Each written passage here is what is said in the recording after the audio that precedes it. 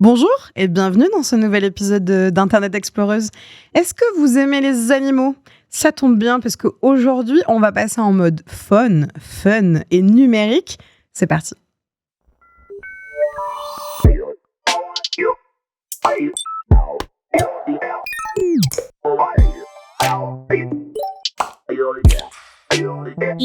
Internet Exploreuse.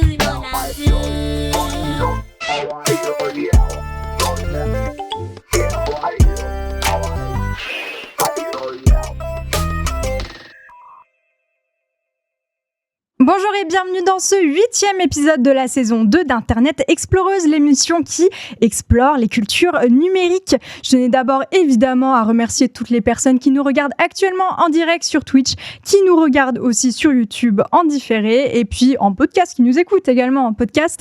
Merci aussi évidemment à tous nos soutiens sur Twitch, sur Patreon. Évidemment, on a passé le cap symbolique des 3000, ce qui nous permet d'assurer un peu plus le futur d'Origami, mais n'oubliez pas qu'on vise la pérennité du média, donc invitez vos amis, offrez des abonnements, faites tout ce que vous voulez. On a plein d'avantages à vous proposer, donc n'hésitez pas. Merci également à Pauline, ma co-animatrice. Comment tu vas, Pauline ? Mais ça va très bien, félicitations pour les 3 amis sur Patreon. Merci. Mais par contre, les 3500 là, on y va là. Pourquoi on a toujours ce réflexe d'engueuler les gens Je là, ne sais comme pas, ça. écoutez-moi bien. La meuf trop vénère pour rien, tu sais. Aujourd'hui, tu vas nous parler de Pikachu en Turquie, tu vas nous parler de Skinny Talk, tu vas nous parler de livres aussi. Et oui, de lobotomie. Voilà, c'est dit. Elle nous spoil tout. C'est bon.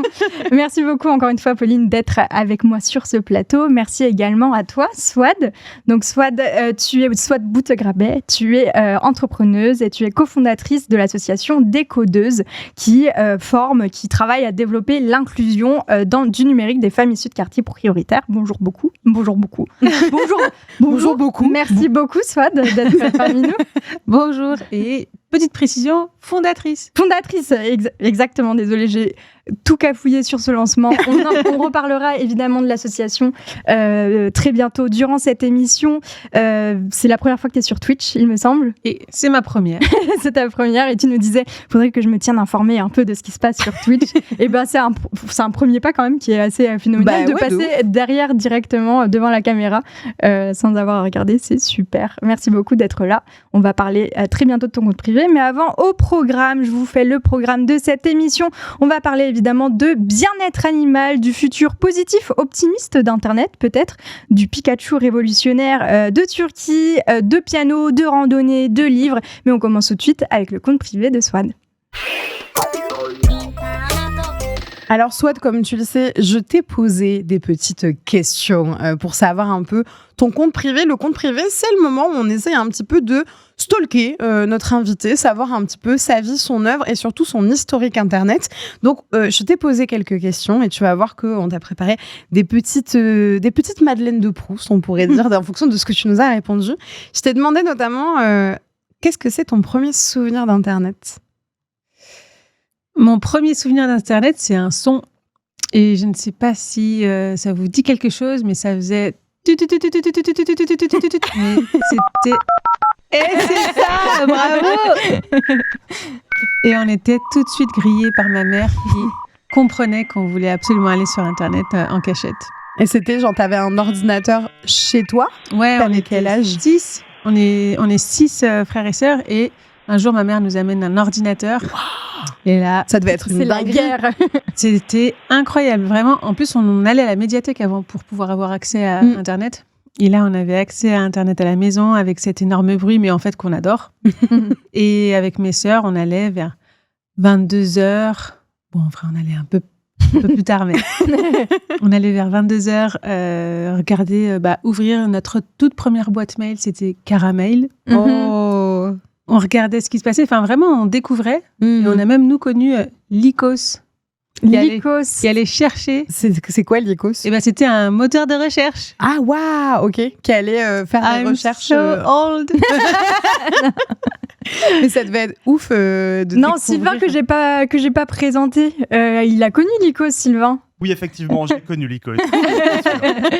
Ouais, t'inquiète pas, Swad. Non, mais c'est incroyable. Enfin, puis j'imagine le truc avec ce son-là, comment tu devais te faire griller. Comment elle réagissait ta mère si vous avez grillé? Ah. Aujourd'hui, ça pourrait être pris pour de la maltraitance. Elle devait pas être très très contente Non. que vous alliez surfer sur l'internet. Prenez les cheveux de l'une et de l'autre. Oh non, vraiment. Et je t'ai aussi demandé, Swad, si tu devais garder qu'une seule application non essentielle sur ton smartphone, laquelle serait-elle? Et qu'est-ce que tu m'avais répondu, tu t'en rappelles? Alors, qu'est-ce que je t'avais répondu? Si, c'est la météo. Bah oui, bien sûr, c'est la météo. Mais Pourquoi oui, c'est la météo pour j'ai toi? besoin de voir au réveil. C'est la première chose que je fais après avoir éteint le réveil, c'est de regarder quel temps il fait, parce que bizarrement, et peut-être qu'il y en a d'autres qui sont comme ça, mais le temps, le climat influe sur mon humeur. Et donc, le matin, quand je vois que c'est nuageux, moi-même, je me mets dans un brouillard. Et quand il y a du soleil, j'ai la pêche immédiate. Moi, c'est pareil, j'ai trop besoin de voir la météo, mais je crois que c'est possible de paramétrer sur certains téléphones ton alarme pour qu'il te donne la météo dès le réveil. Ah, Ouais, mais moi j'ai ça. faut que je fasse ça. Ouais, non, Moi, dès que c'est j'éteins le pratique. réveil, il me marque genre aujourd'hui tant de degrés. Ouais, il y a même avec une voix, une synthèse vocale des fois. Ah ouais ça peut être... ouais, j'avais ça à un moment, mais je sais pas si c'est toujours le cas. Bonjour Héloïse. Ouais, un 15 peu plus degrés sur Paris aujourd'hui. Ouais, puis je crois que tu avais les informations du jour. Ça, tu peux l'enlever évidemment pour Ok. éviter de te flinguer la journée. Mais, Dès que mais tu tu te peux réveilles. avoir du coup la météo comme ça. Et moi, j'aimais trop ça. Parce que direct, je savais si je voulais rester au lit ou pas. Exactement, exactement. Au moins, tu sais tout de suite que s'il pleut, tu peux retarder de 2 heures ton lever. Mais du coup, toi, c'est vraiment plus la météo que la température. Je sais pas si c'est clair. Que le Ouais, climat que la température. Ouais, complètement. C'est vraiment, je ne regarde que 3 images. Si c'est si c'est pluie, si c'est nuage ou si c'est soleil. Trop mignon, on dirait, tu sais, les trucs des enfants quand t'es petit, des fois, on On te dit comment t'habiller. ta météo des émotions, même aussi. Ah Et on dit, oui. est-ce que tu es soleil ou est-ce que tu es plutôt nuage? Je trouve ça bien qu'on continue à faire ça. C'est bien. Ça, je t'ai aussi demandé le dernier truc que tu as appris sur Wikipédia. Ah oui, je pense que ça devait concerner des oiseaux. Ah, trop bien. Alors, c'est pas ce que tu m'as Pas du tout. répondu, mais continue sur les oiseaux. Ok, je pense que ça, c'est ce que j'ai lu récemment. Et Je pense- tu m'as expliqué que sur Wikipédia, tu avais découvert... Qu'est-ce que tu as Ah mais découvert? oui, ma page. Mais oui. Tu as Exact. découvert que tu as ta propre page Wikipédia. Et oui, c'est grâce Place. aux 100 pages. Alors, est-ce que tu pourrais nous expliquer ce que c'est les 100 pages? Eh bien, de ce que je comprends, parce que je ne les connais pas personnellement, mais c'est un collectif de femmes qui, il me semble, votent pour créer la page d'une femme qui a contribué à la société, qui a contribué de manière significative sur un sujet en particulier. Donc, ça peut être sur le numérique, comme ça peut être sur l'écologie, sur l'éducation. Enfin bref, vraiment, elles font un travail super parce que... Elle raconte, déjà, par humilité, ce que nous, on n'est pas capable de raconter sur soi. Et en fait, il y a plusieurs personnes qui votent. Et à partir du moment où il y a pas mal de gens qui votent, eh bien, ils créent leur page. Et du coup, un jour, je reçois un lien. Et en fait, c'est des amis qui m'ont dit « Mais t'as ta page ?» Et j'étais là genre « Non !» Et je regarde et c'était vraiment une page avec toutes mes informations. Et ce qui fait toujours un peu peur, c'est de voir les infos. Toutes les infos qui ont été disséminées sur Exactement. Internet. Et là, Ouais. je me suis dit, ah ouais, ils savent tout ça. parce que- Les 100 pages, c'est une association du coup qui a pour objectif vraiment de reféminiser du coup Wikipédia parce que les pages concernant des personnalités féminines, elles concernent, je sais plus, mais un pourcentage extrêmement. Je crois que c'est moins de 20% sur le Ouais, absolument. Wikipédia francophone. Et du coup, n'hésitez pas si vous êtes journaliste, que vous écrivez sur des femmes qui ne possèdent pas de page Wikipédia, elles ont besoin de sources en fait pour que les pages soient acceptées. Donc, vous pouvez envoyer aux 100 pages vos articles. Par exemple, si j'ai déjà écrit un portrait de toi, Swad, j'aurais pu leur envoyer. Ça se trouve, t'es dans les sources. Hein. C'est très possible que je sois dans les sources. J'ai pas regardé, mais c'est possible. Et j'avais mis comme image des 100 pages, notamment, elles ont Wikipédia, elles ont leur wiki, et elles mettent un calendrier tous les mois pour, notamment, ça c'est le calendrier du mois d'avril. Et donc, il y a des sessions en présentiel, notamment en région parisienne, mais également en Suisse, et ça, c'est important. Donc, voilà, bonjour la Suisse. Et il y a aussi des séances de travail en distanciel pour les personnes qui y seraient pas. Et donc, et puis surtout, il faut rappeler, c'est que des bénévoles, en fait. Et ça, c'est ouf de te dire qu'il y a des gens qui prennent de leur dimanche pour aller écrire des pages Wikipédia de femmes minorisées dans l'histoire, dans la tech. Et je sais pas, moi, ça me remplit de joie. Ça me donne un peu d'optimisme sur c'est super, le monde, le monde qui se passe. Soit je t'ai aussi demandé, c'est quoi l'emoji que tu utilises le plus? Je crois que je t'ai répondu fire. Oui, c'est ça. Ouais, c'est une vraiment... belle image bien détourée, comme vous avez pu le voir. C'est moi qui ai fait le travail. Désolée. Fond transparent, tu sais, tu peux les tester. Si tu maintiens et que tu les bouges, tu vois si c'est un vrai fond transparent ou si... Ah ouais? Ouais. Si t'as 6 du jour. Et ben voilà, la journaliste tech qui ne sait pas copier-coller des images. Pourquoi l'emoji fire? Ah, pour plein de raisons. Peut-être pour commencer, c'est moi, j'ai l'impression d'être tout le temps en feu pour plein de raisons. Bah, déjà, pour tout ce qui se passe concernant les femmes. En France, comme partout ailleurs, ça me met toujours un peu... Vous savez, c'est un peu comme avoir dans son estomac quelque chose qui brûle. Bah, il y a ce petit feu en permanence. Donc déjà, cet emoji, il me correspond rien que pour ça. Voilà, cette flamme, elle existe. Après, cette flamme, en ce moment, elle existe aussi pour plein de raisons. Je la mets chaque fois que j'échange avec mon équipe. Dès qu'on a des petites victoires, hop, on se met un petit emoji. Moi, je mets tout le temps fire parce que faut tout le temps rappeler à l'équipe décodeuse que on lâche rien, faut garder cette flamme en nous, etc. Donc, c'est un petit message à envoyer à chaque fois. Et puis, moi, je suis chaud pour plein de trucs tout le temps. Dès qu'on me propose des choses, je suis là, ok, j'y vais, je suis chaud. Et donc, pour répondre à je suis chaud, j'envoie un feu. Ok, donc c'est vraiment un sens positif. Quand toujours. Tu dis, flamme, c'est dans un truc. Mais moi, je l'utilise souvent pour tout cramer aussi. En mode j'en ai marre, j'ai envie de tout cramer. Il y a eu quelqu'un qui m'envoie un article d'un truc qui me plaît pas. Je vois ce que tu veux dire. 3 emojis flammes et puis on a compris. Moi, je mets 3 emojis de tête de mort. Oui. Genre en mode. Je l'ai jamais vu comme ça, l'emoji flamme. J'aime bien, c'est pas mal. On t'a aussi demandé soit de questions très importantes, vraiment de société, les notes vocales. Pour ou contre? Complètement pour. Moi, j'aime beaucoup écouter les voix, écouter les mots, la façon dont les gens les prononcent. J'aime écouter les accents aussi, parce que tout dépend de qui on est entouré. Mais quand tu fais ton accent du Sud et que tu fais un vocal, c'est agréable. Quand tu écoutes des gens qui habitent loin, c'est agréable. Donc, moi, je suis complètement pour les vocaux. Et c'est marrant parce que cette question, on a eu beaucoup de réponses sur celle-ci. Et la plupart du temps, c'était les gens qui disent c'est plus pratique et tout. Ouais. Du coup, le fait que toi, ce soit pour écouter, c'est... Et du coup, est-ce que tu aimes les podcasts? Absolument. Ouais. Ça fait sens, du coup. Oui. Est-ce que pour toi, alors, vocaux, oui, mais est-ce que longs vocaux? Aussi. Ouais, t'es pas genre, si tu vois... Moi, ça m'ennuie pas. Tu vois, un vocal de genre 6 minutes...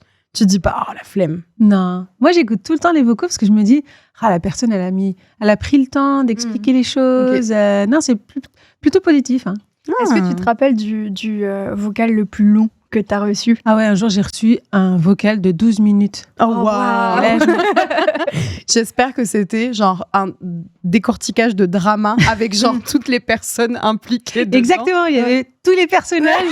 Et les actions, la backstory. Et je revenais de temps en temps sur certains trucs parce que j'étais pas sûre, parce que j'avais déjà oublié les trucs des 3 premières minutes. Mais ouais, 12 minutes 45, c'était fou. Hein. Et j'espère qu'il y avait la météo à la fin pour pas faire le vocal. Et puis après, ça aurait été nickel. Et la dernière question qu'on t'a posée, Swat, c'est qu'est-ce qui a disparu en ligne et qui te manque aujourd'hui?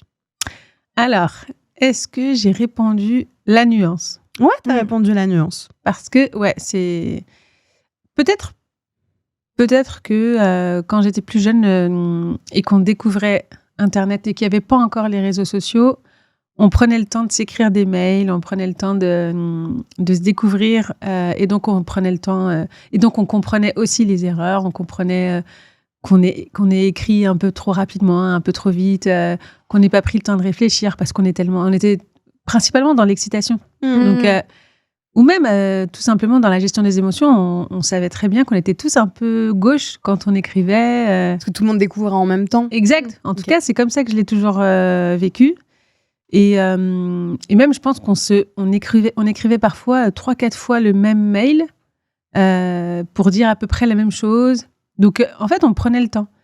Et là, je trouve que ce qui me manque le plus, et principalement du fait des réseaux sociaux, tout le monde veut répondre tout de suite, tout le monde veut une réponse parfaite tout de suite, tout le monde veut une réponse parfaite, C'est côté éclairée, réaction qui t'embête. Exactement, ça va très très vite et ça m'est déjà arrivé plein de fois moi de vouloir répondre pour participer à une conversation. Et en fait, si on n'a pas l'exactitude de l'information, si on n'est pas, ou même s'il y a une faute, enfin bref, on nous pardonne pas, ça va très vite, on est tout de suite jugé et ça c'est dommage parce que même entre communautés, quand on est dans l'entraide, on est supposé toujours continuer à s'apprendre. Et on manque un peu de pédagogie, je trouve, entre communautés. Si on dit quelque chose qui ne convient pas, ça peut partir super loin. Enfin, alors qu'en fait, juste parfois, on ne comprend pas, ou c'est pas un sujet qu'on maîtrise, ou on a envie de le découvrir, donc ça mérite un peu de pédagogie et de patience. Là, voilà, je trouve qu'il manque un peu ça. Ça me manque. Ouais. C'est hyper intéressant. Merci en tout cas, Souhaite, de nous avoir... J'ai juste une question. Bien sûr. J'ai lu dans le chat le chien de Lycos. Oui, c'est quoi ça? C'est ça. Lycos va chercher, c'est ça, c'est exactement ça, le chien. C'était un labrador. Du coup, mais c'est trop bien pour un moteur de recherche. Mais oui, il y avait un labrador et il s'appelle Lycos et c'était marqué Lycos va chercher. Et donc, on mettait la requête et hop, il l'envoyait et on était là. Waouh, ce chien répond vraiment à tout. C'est trop bien et c'est une transition parfaite, je crois. Mais je pense que c'est une transition absolument parfaite puisqu'il me semble que on va finir ce compte privé et qu'on va passer maintenant à la capture d'écran. Et Héloïse, tu vas nous en parler des animaux de compagnie et aussi de labrador. Ouais. Je vais vous parler des animaux. Je sais pas si et d'internet. Évidemment, on est sur Internet Exploreuse. Je sais pas si vous êtes déjà tombé sur les animaux, sur les vidéos en ligne d'une chienne qui s'appelle Bunny. Non, vous connaissez pas. C'est une chienne en fait qui a appris à utiliser des boutons sur lesquels sa gardienne a enregistré en fait des mots et qui lui a expliqué d'une manière que je ne comprends absolument pas ce que voulait dire tel ou tel mot. Elle l'a dressée genre pour qu'elle parle. Oui, et qu'elle puisse faire des combinaisons en fait de mots grâce à ce genre de choses. Donc pour qu'elle exprime ainsi du coup ses besoins, comme le fait qu'elle veuille sortir dehors, qu'elle a faim, etc. Okay. Mais aussi ses questionnements parfois et ses inquiétudes. Et parfois elle s'en sert même pour communiquer des informations à sa gardienne sur les activités de son conjoint. On regarde ça tout de suite. Yeah, Dad pooped bathroom now. Dad pooped bathroom now. Where Dad?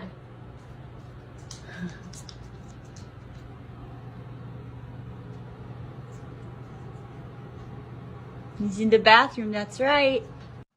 Donc là, c'est marrant, mais parfois, il l'utilise aussi pour poser des questions un peu existentielles. Par exemple, Bunny, why dog?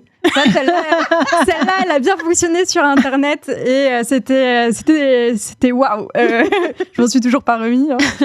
Vous avez aussi peut-être pu voir des vidéos de chiens ou de chats réagissant à ce qui se passe sur leur écran, que ce soit sur des télés ou sur même des portables. Ou par exemple, il y a je crois que c'est un husky du coup qui regarde du coup une vidéo en plus avec des animaux. Je crois qu'elle s'appelle Penelope. Elle a l'air tellement idiote et tellement mignonne en même temps. Qui est à fond sur les films, elle adore ça. Penelope watches Telly, voilà. Ou alors on a aussi ce chat qui n'aime pas, c'est la prochaine vidéo, qui n'aime pas être perturbé dans sa session télé. Donc voilà, là on a sa gardienne qui fait pss, pss, pss, pss, pss, pss, pss, pss, comme ça, et le chat n'est vraiment pas content qu'on lui demande de l'attention. Donc attention, regard, caméra. Non. Ça, on n'aime pas. Wow. Bref, là, je vous ai fait plaisir, hein, mais l'utilisation de produits technologiques dans la vie quotidienne n'est plus l'apanage de l'être humain. Voilà, c'est terminé. Mais pourrait bien l'être pour l'ensemble des animaux. Les startups l'ont bien compris et multiplient les innovations pour proposer le nouveau gadget estampillé PetTech pour gagner de nouveaux clients. Donc, ça peut être des gamelles connectées, des litières automatisées. Il y a pas mal de chaînes YouTube aussi de télé pour chiens ou télé pour chats qui se sont développées. Et il y a aussi même des petites caméras embarquées qui se fixent au collier comme ça pour les chats, pour qu'ils puissent documenter du coup leurs expéditions dans le monde, tout simplement, et leur interaction avec les autres animaux du quartier. Ça, c'est ce qui se passe proche de nous et qu'on voit du coup sur les réseaux sociaux, etc., qu'on adore regarder. Moi, j'adore ça. Mais j'avais un peu envie d'envisager plus globalement ce futur technologique pour les animaux. Au-delà des vidéos étonnantes des animaux de compagnie diffusées sur Internet, quelles applications sont envisagées ou déjà installées d'ailleurs pour les animaux, que ce soit dans les labos du coup de recherche, les populations sauvages. Est-ce qu'on s'interroge du coup sur la question éthique numérique et éthique animale, et aussi ce qui se passe du côté des animaux d'élevage? Mais d'ailleurs, il me semble qu'on parle d'élevage de précision pour cette utilisation des technologies dans l'élevage. C'est bien ça? Ouais, c'est ça. C'est l'élevage de précision. On utilise aussi le terme smart farming. C'est un concept qui enferme beaucoup de choses, une multitude de technologies qui sont mises et qui sont applicables du coup dans l'élevage.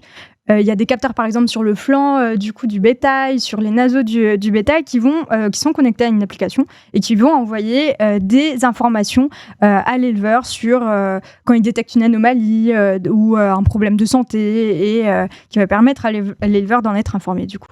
Et c'est plus répandu que ce que l'on pense. Une étude de l'Institut de l'élevage qui était réalisée en 2015, donc il y a déjà 10 ans, indiquait ainsi que 67% des fermes de plus de 50 vaches laitières du Grand Ouest de la France étaient équipées d'au moins un objet connecté. Donc ça fait quand même pas mal de monde. 67%. 67% en 2015. Et là, tu penses qu'on est à combien? Prédiction. J'en sais rien, je vais pas me tarder. Mais beaucoup plus, du coup, j'imagine. C'est ouf. Ouais, c'est ouf. C'est ouf. Voilà, la technologie dans les élevages. J'adore les expressions. Je choque-barre. Et ouais. Il y a Isabelle Vessier, qui est directrice de recherche à l'INRAE, pour Institut national de recherche pour l'agriculture, l'alimentation et l'environnement, qui se posait d'ailleurs la question en 2019 dans un article du bien-être des animaux à l'aune du développement du coup de cet élevage de précision. Et elle dressait une conclusion sur le fait qu'il n'était absolument pas certain que ces technologies allaient assurer le bien-être de l'animal, et ce pour 3 raisons. La première, c'est que le bien-être animal, il est plus large que sa santé, que sa simple santé.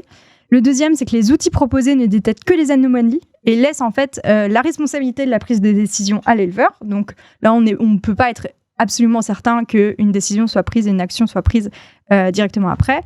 Et la troisième, c'est que cet élevage de précision implique une nouvelle façon de travailler et d'organiser le temps de travail libéré, qui ne doit pas conduire à un manque d'intérêt envers les animaux.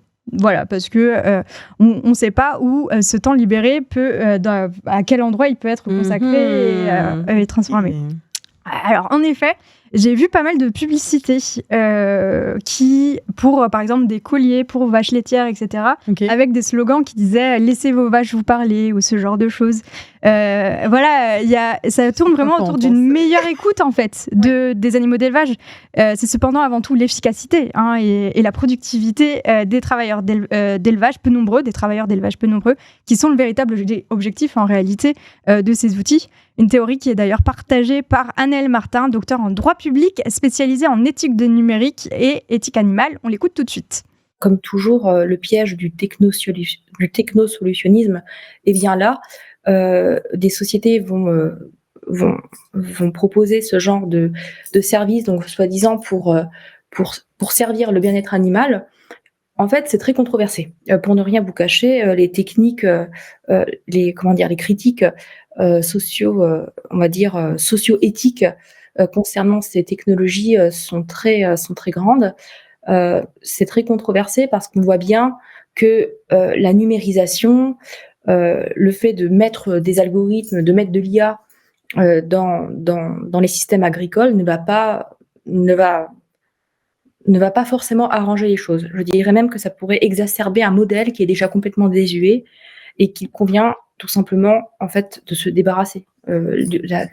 L'usine ferme, tout ce capitalisme qui se fait sur le dos des innocentes victimes que sont les animaux, en fait, est peut-être tout simplement à revoir. Et moi, j'ai bien peur que ces solutions donc technologiques basées sur l'IA ne soient qu'une façon de cacher le vrai problème. Donc peut-être il y a une grande part de fausses solutions dans ces. Même si je ne cache pas, et j'étais moi-même la première très enthousiaste dans un premier temps devant les promesses qui sont faites, là où là où l'être humain va avoir des défaillances, peut-être que la machine pourrait suppléer. Mais tout bien considéré, je suis plutôt sceptique, effectivement.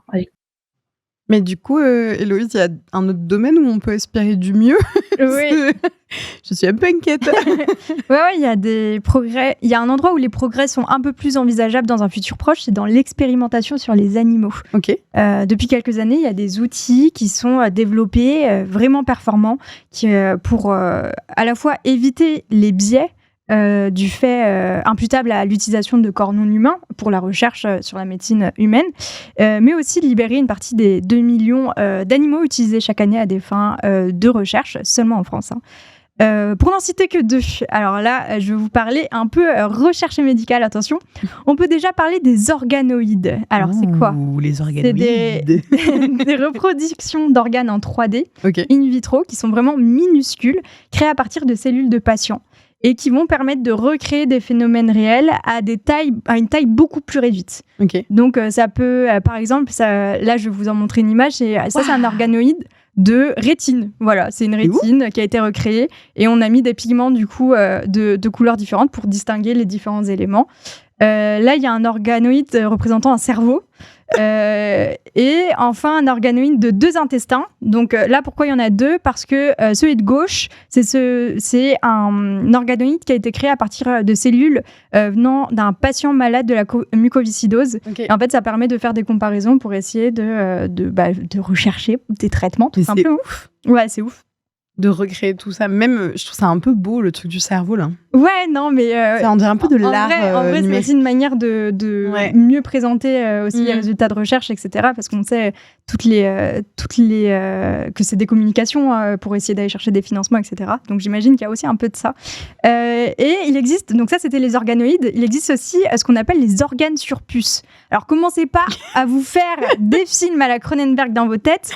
On en est très éloigné. On en est vraiment éloigné.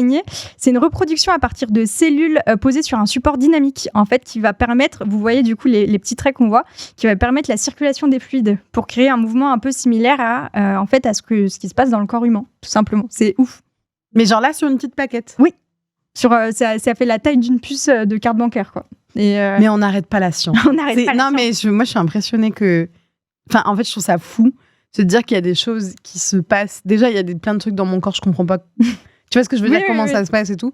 Et de me dire qu'il y a des personnes qui sont avec assez de connaissances et qui a assez de progrès scientifique pour dire « Ah, mais en fait, on va le mettre sur une puce. C'est quoi le problème ?» Tu vois, genre, et enfin, je sais pas. Non, mais j'en ai parlé à quelqu'un que je connais qui était chercheur chez Pasteur. Okay. Et je lui ai dit « Non, mais tu connais ça a l'air fou et tout. » Il dit « Ouais, je bossais dessus. » Il t'a répondu genre normal. Vraiment. Non, vraiment. Et toute cette approche, en fait, elle vient vraiment bouleverser l'idée selon laquelle l'expérimentation animale, elle serait irremplaçable, quoi. Car plus efficace. Et j'en ai discuté de cette approche-là avec 2 représentantes de l'association Pro-Anima, qui luttent justement contre l'utilisation des animaux dans la recherche. Là, on va écouter Lila Courteau. Elle est ingénieure en biochimie, docteure en cancérologie et conseillère scientifique de l'association. Elle nous parle des organes sur puce et des organoïdes. Là où on considère, nous, que c'est vraiment des alternatives intéressantes qui peuvent remplacer, pour le coup, c'est qu'en fait, on utilise là, pour le coup, des cellules humaines. Et l'avantage, c'est qu'on garde le contexte physiologique de l'humain. Donc, on n'a plus le biais, finalement, de la différence entre les espèces et qui fausse, finalement, certains résultats, qui fait qu'on a un taux d'échec, par exemple, en développement du médicament qui est très élevé. C'est 90% en moyenne des molécules testées sur les animaux qui vont échouer chez l'humain parce qu'on n'aura pas prédit la toxicité de la molécule ou sa non-efficacité. Et donc, ces modèles-là, les organoïdes sur puce ou les organes sur puce, ils ont la capacité de prédire la toxicité d'une molécule de manière plus fiable. Par exemple, au niveau du foie, il y a des études maintenant reconnues mondialement qui montrent que c'est plus prédictif que les animaux pour l'humain en tout cas. Donc on en est vraiment à ce stade où les technologies développées, en tout cas celles in vitro, là j'ai pas parlé encore de la l'in silico avec l'IA et tout ça, mais en tout cas tout ce qui est in vitro, on commence à avoir un niveau de technologie qui surpasse les animaux dans certains domaines. Attention, vraiment j'insiste là-dessus parce que on n'est pas encore dans tous les domaines capables de remplacer totalement les animaux, dans le sens où il y a encore des études qui sont nécessaires pour le prouver en fait que c'est des modèles de remplacement. Et donc, en plus de ces solutions d'organoïdes, ces solutions in vitro 3D, il y a le recours aussi à l'IA, le calcul extrêmement rapide de l'IA, qui permet de faire avancer la recherche plus rapidement et aussi parfois de faire en sorte qu'il y ait du coup moins d'expérimentation sur les animaux. C'est notamment le cas dans l'exploitation en fait de données, parce que on a énormément de données et c'est compliqué de pouvoir rechercher ce que fait telle molécule avec telle molécule, etc. Et c'est aussi dans l'évaluation de risques, dans le développement de médicaments par exemple, que c'est utilisé. Et ça, Lila Courteau va l'expliquer mieux que moi. Donc ça va être intéressant dans deux sens, à la fois pour développer des nouveaux traitements, donc essayer d'identifier des molécules qui vont pouvoir agir sur le corps en particulier, sur par exemple une maladie, on a identifié une mutation ou une protéine importante, on va essayer de trouver avec l'IA un nouveau médicament qui va agir sur cette molécule. Ou à la fois, l'IA peut servir aussi à identifier les toxicités. Donc on parlait des médicaments en eux-mêmes, mais ça peut être aussi toutes les molécules chimiques auxquelles on est exposé dans notre quotidien. Et là où on pense que vraiment l'IA a son rôle à jouer aussi, c'est comme elle est très efficace et rapide, par exemple pour tout ce qui va être évaluation de risque. J'imagine que vous ignorez pas qu'on est dans un monde où en fait on a de plus en plus de substances chimiques qui arrivent sur le marché. On est exposé à vraiment beaucoup de molécules chimiques et les réglementaires peinent, enfin c'est compliqué en tout cas de tout tester, d'évaluer le risque de toutes les molécules, et on est un peu en retard à chaque fois. On se rend compte avec du recul que certaines molécules étaient toxiques. Et il y a aussi le côté cocktail, ce qu'on appelle l'effet cocktail, c'est-à-dire que peut-être qu'une molécule individuellement va pas être toxique, mais qu'en fait, combinée à d'autres, ça va devenir toxique. Donc tout ça, c'est très compliqué à évaluer. Et là vraiment, l'outil d'intelligence artificielle a toute sa place parce qu'il peut modéliser des choses aussi complexes que les effets cocktails, par exemple. Et là-dessus, ça semble assez évident que par rapport à une étude sur des animaux qui prend du temps, qui coûte de l'argent et des vies, et beaucoup de vies aussi animales, va vraiment être moins pertinente qu'une modélisation avec l'IA. Ou en tout cas, la modélisation IA va vraiment permettre d'accélérer l'évaluation de risque et donc permettre de gagner du temps et de l'efficacité dans l'évaluation de risque. Et puis, il y a le pendant négatif du progrès technologique en défaveur des animaux, à l'image des expérimentations de Neuralink, la société d'Elon Musk, qui travaille sur la fabrication d'implants cérébraux sur des primates et qui inquiète largement les sociétés de protection des animaux. Il y avait une enquête qui avait été menée par des journalistes du média américain Wired en septembre 2023 et qui décrivait par exemple les souffrances subies par les cobayes de la société et la manière dont à la fois la start-up et l'Université de Californie avaient dissimulé les faits et les images. Mais en fait, Héloïse, est-ce que ce serait pas un peu un pharmacone, à la fois poison mais aussi remède? Incroyable comment tu dis ça.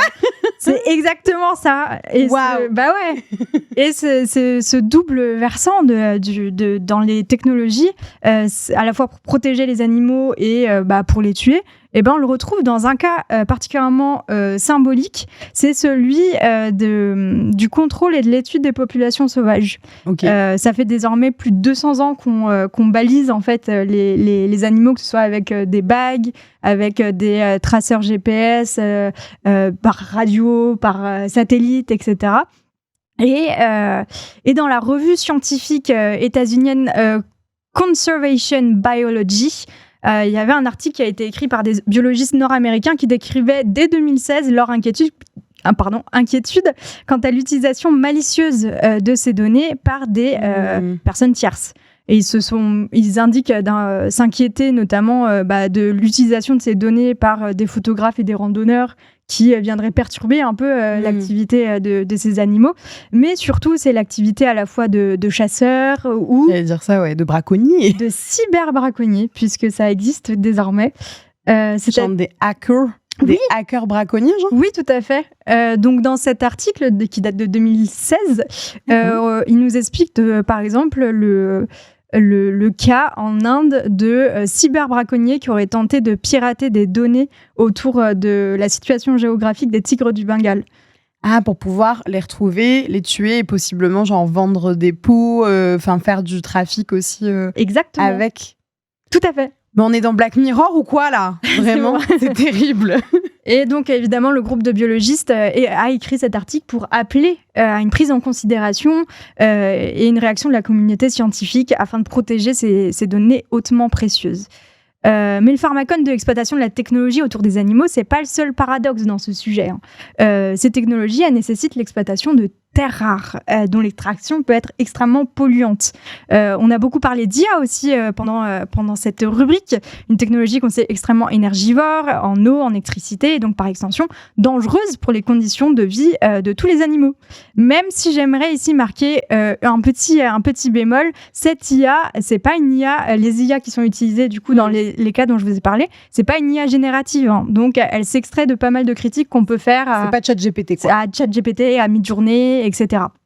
Mais alors, comment concilier du coup utilisation de ces technologies et urgence climatique en fait, utilisation de ces technologies pour protéger les animaux, urgence climatique de l'autre côté. J'ai posé la question à Annelle Martin qui, je vous le rappelle, est juriste spécialisée en éthique animale et éthique du numérique. Il y a la question de la mise en balance des différents objectifs qui vont être poursuivis. Alors, très souvent, on va avoir plusieurs objectifs et parfois, ces objectifs différents peuvent être contradictoires les uns avec les autres. On peut imaginer des systèmes qui vont permettre, je sais pas, d'améliorer le confort des êtres humains, mais qui vont détériorer l'environnement, saccager des vies animales. Donc là, la réflexion éthique va mettre en exergue ces différentes tensions et essayer peut-être de les concilier, de voir est-ce qu'il y a une valeur qui, à nos yeux, être humain, est plus importante qu'une autre. Alors, bien sûr, on a le biais anthropocentrique, donc on va toujours favoriser les intérêts de l'être humain, sa santé, sa sécurité, ses droits, sur ceux des autres entités. Quoique, on se rend compte de plus en plus que tout est lié et qu'on ne peut pas impunément détruire notre environnement avec les animaux qui sont dedans et nous continuer à vivre dans le confort et un luxe tout relatif quand on voit nos conditions environnementales qui ne sont pas enviables.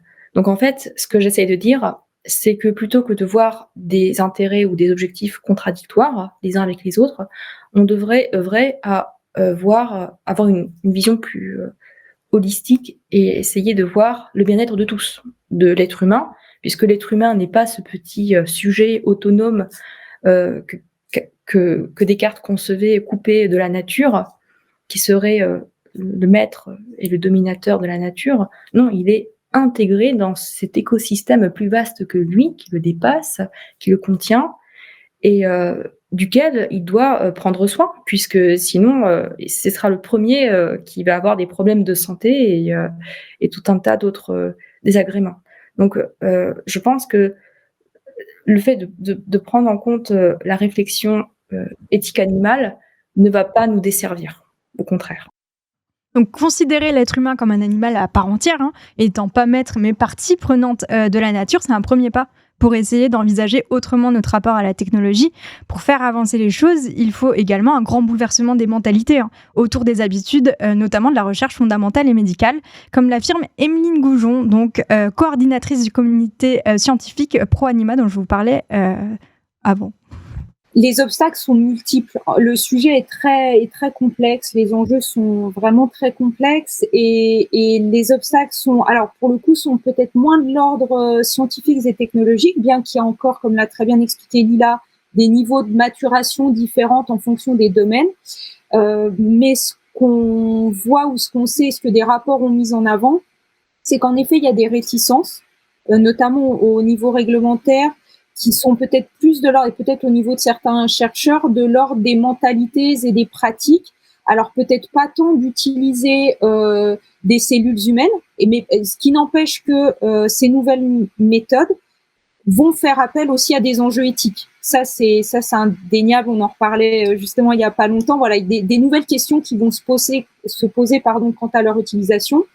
Mais aujourd'hui, c'est plus cette transition du modèle animal et de la confiance qui a été donnée ou qui est portée encore au modèle animal vers ces nouvelles approches, surtout sur des enjeux de sécurité, mais qui sont de l'ordre des mentalités et des pratiques. Voilà, il y a matière vraiment à espérer du changement et peut-être même qu'on pourrait profiter des mouvements actuels autour des réflexions sur le droit des machines, sur l'éthique numérique pour repenser l'éthique animale. Parce que les deux ont toujours été liés. Si on revient à la conception philosophique européenne de notre lien aux animaux, c'est-à-dire aux réflexions de la Renaissance, c'est sur la définition de René Descartes qu'on tombe. Celle d'un animal-machine qui serait régi par le principe de causalité, c'est-à-dire je sens telle odeur, je réagis comme ça, comme une machine en fait un peu bien huilée, quoi. Ce qui est important de noter sur cette période de définition de notre lien à l'animal, c'est qu'il se fait dans un contexte technologique assez particulier. Les contemporains de Descartes au XVIe et XVIIe siècle sont marqués par un progrès remarquable dans la fabrication d'automates. Donc là, je vous ai mis un exemple ici avec la nef de Charles Quint, attribuée à un horloger du nom de, attention, je ne parle pas allemand, Hans Schlotem, est conservé au musée de la Renaissance à Écouen, dans le Val d'Oise. On se pose alors la question, à cette époque de progrès remarquable autour des automates, la question de ce qui différencie l'humain de la machine et par extension l'humain du non-humain, y compris l'animal. Des réflexions métaphysiques qui devraient peut-être vous rappeler les discussions actuelles, peut-être, je ne sais pas, et qui pourraient donc constituer une opportunité pour des avancées pour l'éthique animale, comme l'explique Anaëlle Martin. En effet, il y a des lacunes dans la réflexion éthique. Donc, dans l'éthique du numérique, on va plutôt avoir tendance à nous concentrer sur les êtres humains, le rapport de l'être humain avec la machine, avec l'intelligence artificielle, que ce soit des systèmes d'IA ou des robots. Effectivement, les animaux, leur place est un petit peu évacuée. Mais cela dit, on parle aujourd'hui de plus en plus des non-humains, et catégorie dans laquelle on va mettre à la fois l'animal et le robot ou le système d'intelligence artificielle. Donc ça permet quand même de réintroduire, je dirais par la fenêtre peut-être, la question de la place que nous, êtres humains, nous accordons à ceux qui ne sont pas des humains. En définitive, le rapport des humains à la technologie, c'est une question grandement philosophique. C'est qui devrait se poser même de manière sociétale. La question actuelle serait avant tout de savoir si l'on souhaite se positionner sur un modèle de société qui serait construit sur une valorisation du seul intellect, donc plus du côté technologique, ou si l'on souhaite donner la priorité à des valeurs comme l'empathie et la sensibilité. Mais bon, là, on est quand même largement mal parti. Je veux pas vous inquiéter, mais c'est mal parti. Héloïse, pas très bien parti. Merci Héloïse pour cette belle capture d'écran. J'ai appris plein de choses et je reste fascinée par...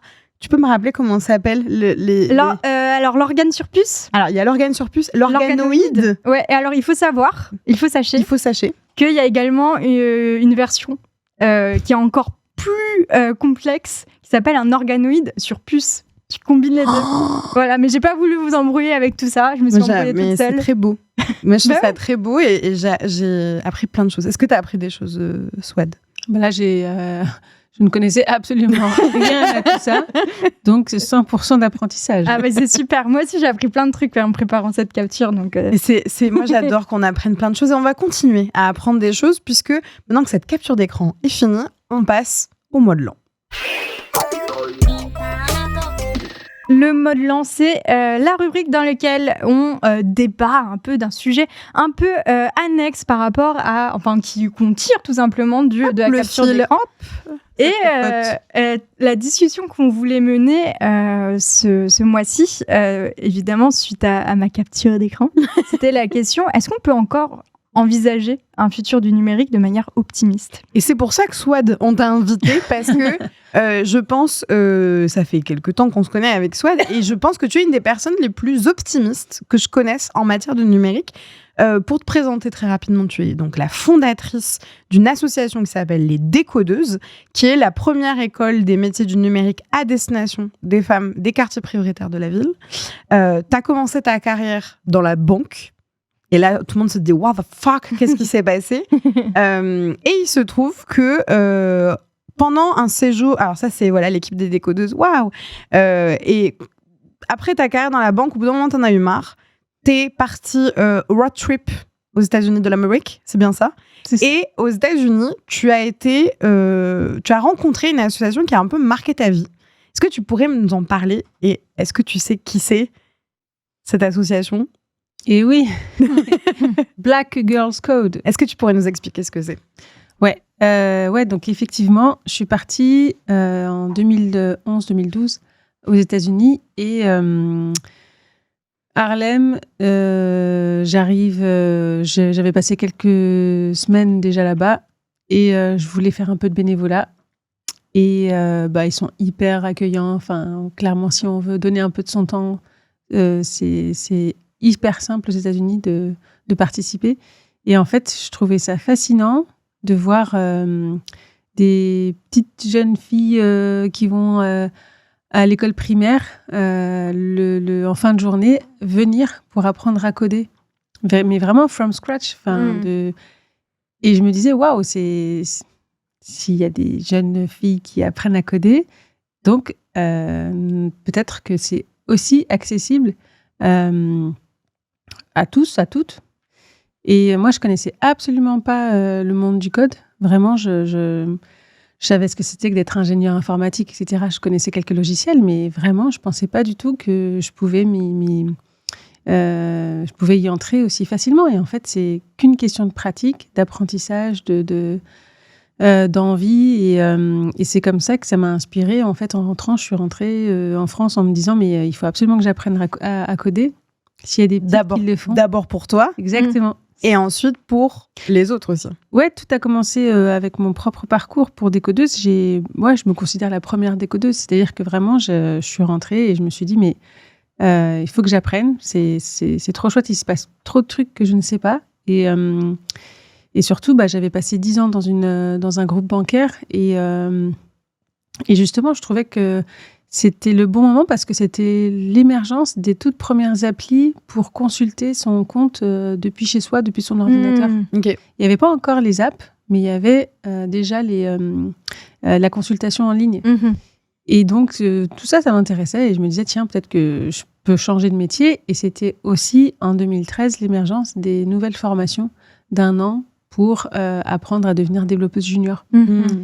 Et en fait, je fais une formation. C'est pas suffisant de faire une formation d'1 an. Il y a vraiment, faut tout le temps continuer à apprendre, parce que c'est quand même très rapidement obsolète et de toute façon, il y a toujours plein de nouveautés. Et en fait, je découvre une énorme communauté en ligne. Moi, je me souviens où certains soirs, j'étais coincée et dans certaines communautés, j'envoyais mes requêtes. Je disais voilà, je suis coincée là, et tu avais quelqu'un du Pérou qui répondait. Tu avais quelqu'un de je ne sais plus quel pays qui répondait, tiens, essaye ça. Et parfois, on peut rester vraiment des heures pour des tout petits trucs. Donc, ça a commencé comme ça. Et puis après, j'ai commencé à travailler avec des équipes. Et c'était quand même majoritairement des hommes. Et pas seulement... Il n'y avait pas que le fait que ce soit des hommes, puisque je peux travailler avec n'importe qui, mais je trouvais que c'était étonnant que dans chaque équipe, ils ne se questionnent pas sur le fait que je sois la seule ou qu'on soit 2. Et petit à petit, en discutant, c'est là que je me suis dit, en fait, il faut que je m'intéresse quand même à ce sujet. Pourquoi est-ce qu'on est si peu, et dans les écoles, et dans les entreprises? Et là, je découvre qu'en fait, on est en 2013, 2014, 2015, on est moins de 17% de femmes à être codeuses. Et là, je me dis, non, il y a quelque chose à faire. Non seulement, c'est une question de genre, mais c'est aussi une question de milieu social. Parce que moi, j'ai grandi dans un milieu populaire. Et c'est pour ça que les écoles, on les a montées dans des quartiers populaires, parce que c'est très, très rare que les femmes s'orientent vers ces métiers-là, alors qu'ils sont complètement accessibles. Et en fait, il n'y a que 8% de femmes qui s'orientent parmi les demandeuses d'emploi, par exemple, qui se cherchent. Il n'y en a que 8% qui s'orientent vers les métiers tech. Et majoritairement, elles sont orientées vers des métiers qui sont peu valorisés, peu qualifiés. Et donc, peu payés aussi. Mais complètement. Qui les maintiennent dans des formes de précarité aussi. Exactement. Mais quand même, depuis 2013, on note une augmentation de la présence des femmes. Il y a une multitude, vraiment, il y a plein d'initiatives pour attirer des femmes, pour attirer des jeunes filles, pour les orienter vers les filières scientifiques, parce que c'est aussi un sujet. En France, on n'est pas suffisamment... on met pas suffisamment en valeur les profils féminins. Moi, je trouve que c'est pas le sujet de dire que les filles n'ont pas confiance, ou les filles s'autocensurent, ou les filles ceci, cela. Non. C'est vraiment un problème de société. Et c'est aussi aux garçons, aux hommes, de faire de la place. C'est aux entreprises d'accueillir, c'est aux entreprises de faire venir, c'est aux entreprises de trouver les moyens. C'est pas aux femmes il faut arrêter de dire aux femmes oser. C'est pas vrai, les femmes, elles osent. Elles ont les compétences. Leurs responsabilités sur leurs épaules à elles. Et surtout que des fois, moi je me rappelle d'une enquête de Mediapart sur l'école 42. L'école 42 de Xavier Niel, qui promettait justement de pouvoir former n'importe qui. Il n'y avait pas de conditions de diplôme. Il n'y a pas de conditions de diplôme. Il n'y a toujours pas de conditions. Et où il y avait énormément de faits de harcèlement et d'agression qui avaient été rapportés dans cette enquête de 2019. Donc il y a aussi le fait de pouvoir proposer un environnement qui soit safe, en fait, aussi, tout simplement, pour que les femmes puissent se former. Ouais, souvent, c'est ce qu'on nous demande. Pourquoi est-ce que vous faites du 100% féminin ? Et c'est juste une question. C'est pas, ça n'est pas la solution finale. C'est pas une solution qu'on propose. De toute façon, en fait, on ne devrait pas exister. On ne devrait pas devoir créer des formations pour femmes, pour qu'elles s'orientent vers les métiers. On devrait avoir la parité un peu partout. Mais comme on est quand même dans des secteurs qui sont très masculins, la solution qu'on a proposée pour l'instant, c'est de former des femmes entre elles, parce que justement, elles cultivent l'erreur quand elles sont entre elles. Elles osent justement se dire qu'elles n'y arrivent pas. Elles se sentent en sécurité. Il n'y a pas 2-3 hommes qui leur disent comment faire, qu'elles n'y comprennent rien, etc. C'est beaucoup plus simple, il y a beaucoup d'entraide et c'est important, surtout quand on sait que parmi certaines, il y en a qui ont subi des violences conjugales, il y en a qui ont des difficultés économiques. Donc l'idée, c'est de prendre le numérique comme un outil de promotion sociale et de changer un peu sa trajectoire de vie, parce que justement, jusqu'à présent, on orientait les femmes plutôt vers des métiers qui sont très peu valorisés. Et là, l'objectif, c'est de dire, dans la tech, vous pouvez gagner plus. Et en 8 ans, en fait, on a fait une mesure d'impact et on s'est aperçu que, quand même, elle faisait un bond de plus de 40% de revenus. Ce qui est énorme. C'est énorme de fou pour une reconversion, tu vois, parce qu'on a souvent... il y a plein de gens, au final, qui font même plusieurs reconversions parce que c'est compliqué, au final, de recommencer des formations, surtout que pour connaître un peu les décodeuses, parmi les personnes qui viennent se former avec vous, il y a parfois des mères de famille qui ont une quarantaine d'années. Et on a toujours un peu cette image de... en fait, passer un certain âge, tu peux pas apprendre certaines choses, etc. Et surtout, toi, je sais que tu dis beaucoup que c'est parfois le numérique, et c'est pour ça que tu as une vision optimiste, je pense aussi, c'est que c'est une voie d'émancipation pour les femmes et pour les femmes des quartiers populaires. Ouais, on a beaucoup à apprendre. D'une part, mais on a aussi beaucoup à transmettre, parce que la majorité des solutions qu'on propose aujourd'hui, elles sont pensées et elles sont conçues par une forme d'élite, des gens qui ont les diplômes, Ces diplômes, qu'est-ce qu'ils veulent dire? Pour qui? Pourquoi? Enfin, et donc, aujourd'hui, on voit bien que quand on est concerné, on est les meilleurs placés pour proposer des solutions, que ce soit sur des sujets de société comme... parfois, c'est même sur des sujets sur la santé. On voit bien qu'il y a encore beaucoup de solutions qui concernent la santé qui sont pensées par des hommes à destination des femmes. On voit aussi dans l'éducation que beaucoup de solutions sont pensées par des gens qui ne sont pas concernés. Et là, moi, ça me fait super plaisir de voir, par exemple, ces derniers temps, des jeunes femmes, des filles qui lancent leurs propres applications qui concernent, par exemple, la lutte contre le cyberharcèlement, qui concernent aussi l'orientation scolaire. En fait, elles sont capables de monter leurs propres solutions en ayant appris à coder. Bien sûr, apprendre à coder, en fait, c'est continu. C'est clair que on dira jamais qu'il faut... Une fois, quoi. Non. C'est bon, c'est une fois, hop, c'est fini. Il faut tout le temps se mettre à jour, tout le temps apprendre. C'est apprendre à apprendre, et puis c'est apprendre à déconstruire plein de choses aussi. Mais en tout cas, de mettre des gens de milieux sociaux différents, de mettre des gens qui ne se côtoient pas dans la vie de tous les jours, en fait, on s'aperçoit quand même que de le faire dans l'entreprise, c'est une richesse, et que même les équipes actuelles, quand on les interroge, les équipes techniques, elles-mêmes, elles le reconnaissent que jusqu'à présent, elles avaient des façons de penser, des façons de travailler, qui aujourd'hui sont un peu plus ouvertes et qui vont un peu plus vers des solutions auxquelles eux-mêmes n'avaient pas pensé. Donc en gros, ils réalisent que avoir que des clones, ça ne sert à rien. Et donc, au contraire, d'aller chercher tout un tas de profils, de vraiment de laisser de côté tous les a priori et de travailler ensemble et d'apprendre ensemble. Et moi, je trouve que, je sais pas, l'espace privé, en tout cas l'entreprise, ça devient un endroit où j'ai l'impression que c'est le seul endroit où les gens se côtoient alors qu'ils se ressemblent pas. Et donc, je trouve que c'est important de créer des choses à l'intérieur de l'entreprise, parce que ailleurs, on le fait plus trop. On reste plutôt avec sa communauté ou ses communautés ou les gens qui nous ressemblent. Et l'entreprise, je trouve que ça reste un endroit encore où on peut côtoyer des gens avec lesquels on n'irait pas forcément ailleurs. Parce que tu choisis pas avec qui tu vas bosser, ouais. C'est ça. Mais il y a un but commun. Il y a un objectif commun. C'est vrai.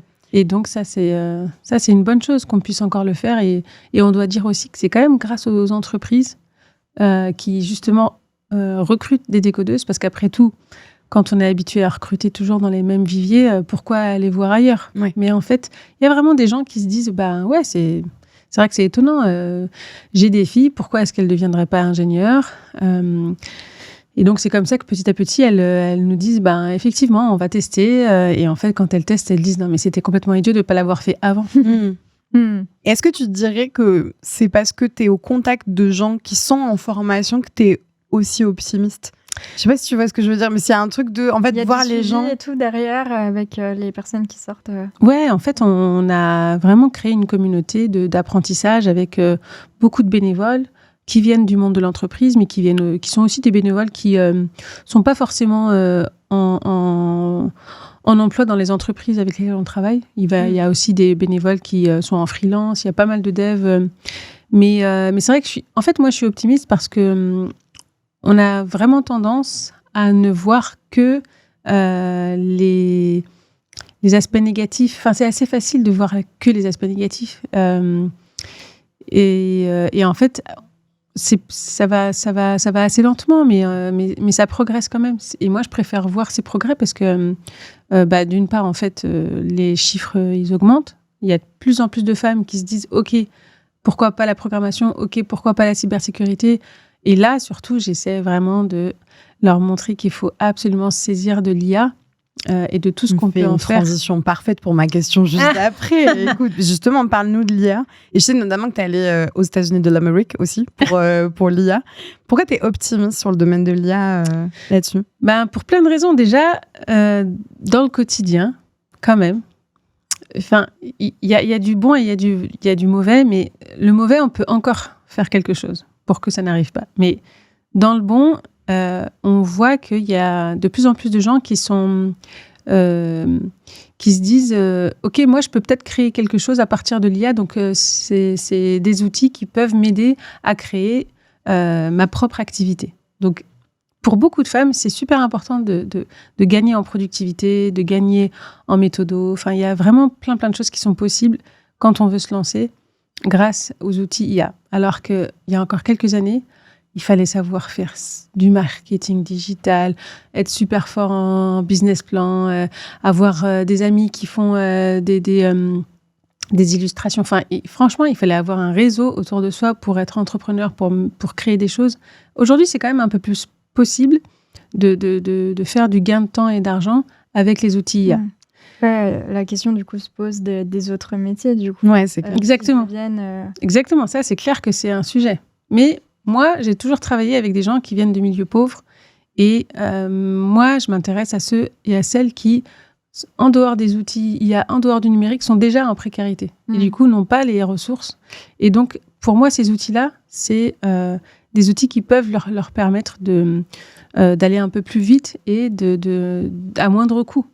Donc, c'est clair que ça pose question sur plein d'autres choses. Mais en tout cas, nous, dans les milieux plutôt populaires, c'est des outils qui nous aident au quotidien. Ne serait-ce que dans les associations. On n'a pas les moyens d'avoir telle et telle, enfin, de payer telle et telle expertise. Et en fait, aujourd'hui, il y a plein d'assos qui utilisent des outils IA parce que ça fait gagner du temps et de l'argent.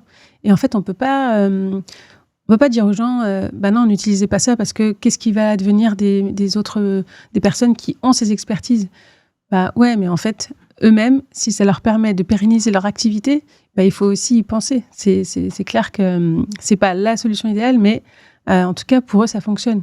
Moi, je reste optimiste parce que il y a plein de choses qu'on peut faire, il y a plein de choses qu'on peut créer à condition, en fait, de s'en saisir maintenant. Parce que si je prends l'exemple des métiers qui sont occupés par les femmes, en France, on a une majorité dans les métiers de l'administration, par exemple, c'est occupé par les femmes, majoritairement. Et on voit qu'il y a des entreprises qui commencent déjà à remplacer les femmes par des outils IA. Et donc, là, la question, elle doit se poser sur le devenir des tâches qui étaient auparavant occupées par des personnes avec des revenus précaires. Et notamment exactement. Et donc là, c'est un sujet qui est gravissime. Il y a des artistes aussi qui sont précaires. Enfin, il y a, ouais, de fou. Le problème, il est moins dans cette utilisation de cette IA que de la législation de tout ça, parce que c'est pas normal de pouvoir piller le travail d'artiste comme ça. Le fait que que Midjourney puisse piocher impunément comme ça, c'est pas normal, juste, en fait. Et il y a ce côté... on retourne sur l'éthique, bien sûr, ça, profondément éthique, qui se place vis-à-vis de l'autre côté de situations précaires. Donc, il faut légiférer, bougez-vous. Ouais, c'est ça. Parce que je sais qu'on avait discuté, mais même sur la question de l'IA, justement, et des femmes, c'est que, comme tu dis, il y a cette question de, remplacer des métiers qui sont déjà précaires, qui sont déjà mal payés, qui peuvent être automatisés. Ça laisse des gens au bord de la route. Qu'est-ce qu'on fait de ces personnes-là ? En fait, c'est vraiment. Mais est-ce que c'est pas aussi un pharmacon Pharmacone. Un pharmacone. Pardon. On s'est entraîné avant l'émission. Un pharmacone. Mais non, mais je pense parce que tu vois, par exemple, il y a eu le sommet de l'IA en février là. Et moi, je suis très inquiète, par exemple, sur la question des deepfakes, tu vois. Et genre, sur moi, c'est un de mes number one trucs qui m'inquiète dans mon travail, etc. Et c'est l'IA. Et sommet de l'IA, on n'a pas du tout parlé de ça. Et même au contre-sommet de l'IA, on n'en a pas trop parlé non plus. Ouais, je suis d'accord. Donc, du coup, il y a plein de trucs, en fait, et je sais que toi, tu m'avais dit, il faut que les femmes se saisissent de ça, de cette question de l'IA, parce que sinon, on va encore se retrouver avec des outils technologiques qui sont contre nous. Ouais, moi, je trouve que de toute façon, une des solutions actuelles, c'est de se former en masse, nous les femmes, de se former en masse sur les outils. Parce que de toute façon, si on laisse les choses se passer sans rien faire, ou en tout cas en comptant sur la justice, sur la régulation, on sera de toute façon les dernières, comme d'hab, les femmes sont toujours les grandes perdantes. Donc, pour moi, il faut vraiment se former à fond sur plein de sujets, plein d'outils différents. Et je le vois dans d'autres pays. Il y a déjà, en fait, des initiatives qui existent pour permettre à des femmes de faire de grandes avancées en matière de formation, d'éducation, et même, je sais pas, prenons l'exemple de la Finlande. Ils ont complètement changé les critères d'admission de plein d'établissements qui étaient considérés comme prestigieux parce que scientifiques, etc., pour les filles, parce que justement, elles n'osaient pas, parce qu'elles n'avaient pas telle ou telle note, etc. Et en fait, en faisant ça, aujourd'hui, donc ça a été fait il y a plus d'une dizaine d'années, aujourd'hui, il y a la parité dans les filières scientifiques, dans ces établissements. Donc, on doit changer des choses, mais en tout cas, c'est le système qu'il faut montrer du doigt, pas les... moi, je considère qu'il ne faut pas regarder ce que font les individus et leur dire voilà, ça, c'est pas bien, etc.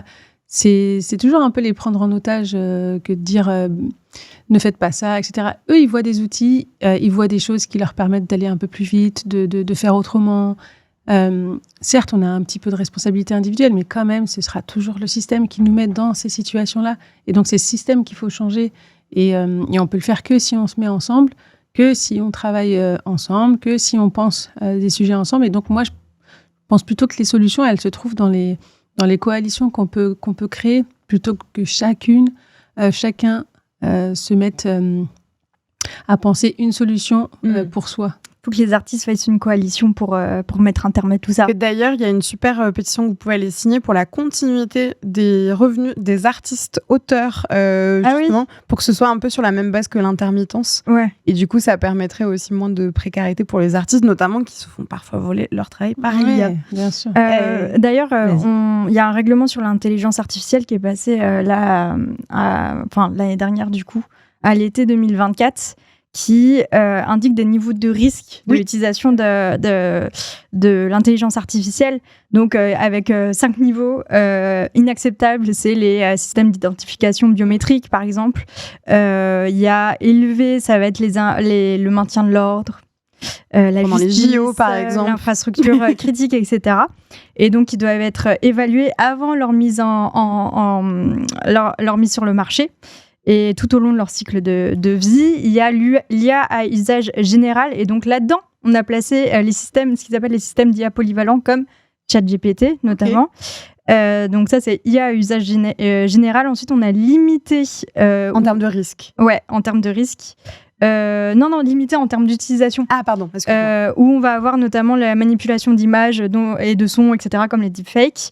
Et minimal, ça concerne les systèmes d'IA utilisés pour les jeux vidéo, les filtres. Ah non, limité, attends. Non, c'était limité, genre deepfake, ça va, quoi. Ouais. Ok. C'est l'IA Act dont tu es en train de parler. Ouais, tout à fait. Ouais, ça fait 2 ans que je suis vénère sur le sujet. Parce que les deepfakes, comme à la base, c'est utilisé principalement dans le monde du cinéma et du jeu vidéo. Dans le fait de pouvoir, faire la post-prod, de la VFX. Motion capture, c'est pas des deepfakes, quoi. Exactement. Ouais. Sauf que l'IA Act, tout ce que ça dit, c'est qu'en France, on a maintenant des délits sur notamment l'utilisation des deepfakes à caractère sexuel et à caractère... alors, je sais plus le terme juridique en tête, mais en mode, genre trouble à l'ordre public pour des questions de manifestation politique et tout. Mais sinon, l'IA Act, ils avaient dit non, ça va. C'est pas it's okay. Mais en fait, je crois que c'était un peu un truc dans l'idée de dire chaque pays doit légiférer sur son propre territoire, à quel point ils acceptent les deepfakes ou pas. Mais tout le monde s'en fout des deepfakes, je te jure. Mais moi, ça me... Bref, c'est... Bon, et les jeux vidéo et les filtres anti-spam, du coup, en minimal. Ok, d'accord. Voilà, on veut rester optimiste. Ah oui, pardon. J'avais oublié que c'était le sujet. Justement, on avait une question aussi pour toi en matière d'optimisme. Quand on parle d'optimisme et de tech, on parle aussi d'utopie. On parle aussi d'imaginaire, d'utopie numérique. Et du coup, je me demandais, est-ce que toi, il y avait des choses, des œuvres notamment culturelles, ou même des choses que tu imagines dans ta tête, où tu arrives à percevoir un petit peu des manières de voir la tech et d'imaginer la tech de manière utopique dans le futur? Ah, waouh! Ça, c'est un... Écoute, franchement, bon, déjà, dans ma tête, il se passe toujours plein de choses imaginaires, mais C'est vraiment. Fire, emoji fire tout le temps. Exactement. Fire, fire. Rainbow, il se passe toujours plein de trucs. Alors après, je sais pas comment vous au quotidien, je sais pas si vous êtes constamment connecté, si vous êtes tout le temps en train de lire des articles, de vous tenir au courant, de regarder ce qui se passe. D'accord. Moi, j'essaie un peu de faire des pauses, etc. Donc, l'imaginaire, je pense que je le cultive aussi comme ça, le fait d'aller se ressourcer un peu dans la nature, faire autre chose, faire des choses... Dont on va parler un peu après. Absolument. Mais en tout cas, vraiment sur l'utopie, vraiment, je pourrais pas... Est-ce que tu imagines des villes du futur tout en vert avec des voitures volantes et des... Pas forcément, mais en tout cas, on voit que ça existe déjà, les taxis volants. On voit que ça existe déjà, les voitures volantes. Donc, est-ce que la vie, elle va ressembler au film de Luc Besson? Est-ce que la vie, elle va ressembler à Minority Report? Est-ce que... j'espère pas, parce que de toute façon, ce qu'on a vu, c'est pareil, c'est des scénars pensés par des hommes. Donc, j'espère que d'ici là, en fait, on va contribuer. Mais en tout cas, moi, je vois que la nature, elle est déjà un peu plus connectée. Enfin, on connecte la nature au numérique. On connecte... la santé, en tout cas, on fait des gros progrès grâce à la tech. Là, j'ai vu qu'on pouvait dépister encore plus tôt certains cancers. Enfin, clairement, il y a des choses qui vont être incroyables. Donc, moi, je fais partie des gens qui ont envie de regarder ce qui se fait de positif pour nous tous, enfin nous toutes. Après, ça fait bien longtemps que je crois beaucoup moi au pouvoir des femmes et au fait qu'elles apporteront toujours beaucoup plus, beaucoup mieux, plus de solutions, plus de bien aussi. Sans vouloir les essentialiser, mais en tout cas, moi je suis vachement pour une société qui est beaucoup plus dirigée, guidée par des femmes pour le bien commun, quoi. Donc j'espère que ce monde il arrivera un jour, mais en tout cas jusqu'à présent on a fait confiance aux mêmes et ça ne fonctionne pas. Donc, il est temps de changer. Merci Swan, en tout cas, d'avoir pris le temps pour ce modelant. Il me semble qu'on va passer, bien sûr, au même explique-moi. Bah oui. Le même explique-moi, tu voulais nous parler d'une tendance comme on les aime pas. On les déteste. Pour le même explique-moi, on t'explique un peu, soit de même explique-moi, on essaie d'expliquer qu'est-ce qui se passe sur les internets. On essaie d'expliquer un petit peu les mèmes qui sont trendy. Et aujourd'hui, on va s'attaquer à un retour inquiétant des conseils pro-anorexie, de Pikachu comme icône politique et d'une petite mention spéciale pour la fin. Alors, ça vous a peut-être pas échappé, mais les tendances internet sont au conservatisme, tant dans les propos qu'on y retrouve que dans la manière dont on traite les corps, et notamment les corps féminins. Et le meilleur exemple de tout ça, c'est l'émergence d'un side de TikTok qu'on pensait enterré dans les vieux Tumblr de 2010, c'est-à-dire le Skinny Talk. Littéralement, une combinaison de skinny, donc mince ou maigre, ça dépend des traductions, et de TikTok, et qui vise à désigner une espèce d'endroit, en fait, sur TikTok où on donnerait des conseils pour devenir et rester mince. Voilà, je suis saoulée, je vais pas mentir, ça fait 3 semaines que ça m'obsède, ce truc-là. Les conseils minceurs sur les réseaux sociaux, ça n'a rien de nouveau. Le culte de la minceur, ça s'est toujours enrichi des médias, notamment d'Internet, pour se développer. Le business qui y est associé aussi. Ma mère faisait déjà des régimes comme j'aime dans les années 80. Donc, vraiment, il n'y a rien de très nouveau. Mais depuis quelques mois, c'est une version très cash et très grossophobe qui a débarqué sur TikTok. Globalement, sous le hashtag SkinnyTalk, on retrouve des vidéos de femmes, voire de jeunes filles très minces et qui se valorisent pour ça. D'autres donnent des conseils minceurs, très dangereux pour la santé. Et on se retrouve avec des phrases horribles distillées principalement à des jeunes, à des adolescents et adolescentes. Tu n'es pas moche, tu es grosse. Ton estomac ne grogne pas, il t'applaudit. mange peu pour être mince, mange beaucoup si tu veux être grosse et arrête de te récompenser avec de la nourriture, tu n'es pas un chien. Alors si vous avez passé un peu de temps comme moi sur Tumblr au début des années 2000, ces phrases doivent vous rappeler un petit peu quelque chose. C'était l'âge d'or de ce qu'on appelait les contenus pro-Ana et pro-Mia, donc pro-anorexie et pro-boulimie, où les gifs en noir et blanc se mixaient à des photos esthétiques de corps très maigres, clavicules saillantes. Alors bien sûr, à l'heure de TikTok, les codes ont changé, mais on reste un petit peu en fait sur les mêmes choses, quitte à être sur des phrases quasiment similaires. Sur Tumblr, par exemple, on retrouvait ce qu'on a appelé le minspo. Je sais pas si ça te dit quelque chose, Héloïse. Le minspo, c'est-à-dire le fait de s'insulter pour se motiver à perdre du poids. Alors, je connaissais le truc de prendre à partie en fait les gens en disant si je fais pas une vidéo par jour de sport. Oui, vous m'engueulez, ouais, genre. c'est ça. Ouais. Mais waouh. Ouais, le minspo, c'est ça. En fait, c'est par exemple, c'est ne mange pas, tu ne le mérites pas. Donc sur TikTok on parle maintenant de toxique motivation. Alors ouais, voilà, super, on est de retour. L'objectif c'est de créer un déclic chez les personnes qui souhaitent changer. Idem, il y a une phrase que vous avez pu voir apparaître en vidéo, il y a une phrase un peu célèbre de Kate Moss qu'elle a prononcée au début des années 2000 où elle disait rien n'a aussi bon goût que de se sentir maigre. Et c'est devenu un son sur TikTok. Donc en fait, on est juste sur les mêmes choses qui sont réesthétisées différemment et qu'on reproduit et qu'on remixe. Alors pour contrer ça, TikTok maintenant affirme avoir mis en place des règles strictes avec des avertissements et je cite, ils ont dit avoir modéré les contenus qui montrent ou promeuvent des comportements alimentaires dangereux. Spoiler alert, on ne sait pas si c'est le cas puisque ces vidéos, j'ai pu les trouver malheureusement très très facilement. Et je ne sais pas si vous le saviez, mais en 2015, la France avait créé un délit d'incitation à la maigreur excessive. Je savais pas.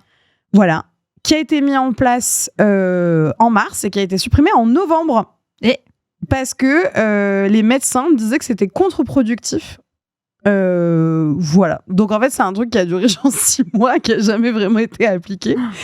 Donc petit message, là, moi j'essaie d'en rigoler parce que vraiment, j'essaie de prendre du recul là-dessus, mais se priver de nourriture pour déclencher ou aggraver des troubles du comportement alimentaire et pour être en c'est en fait je vais refaire ma phrase, se priver de nourriture, ça peut déclencher ou ça peut aggraver des troubles du comportement alimentaire et donc manger pour être en bonne santé, il faut manger parce que votre corps est une voiture et il faut mettre du carburant dedans.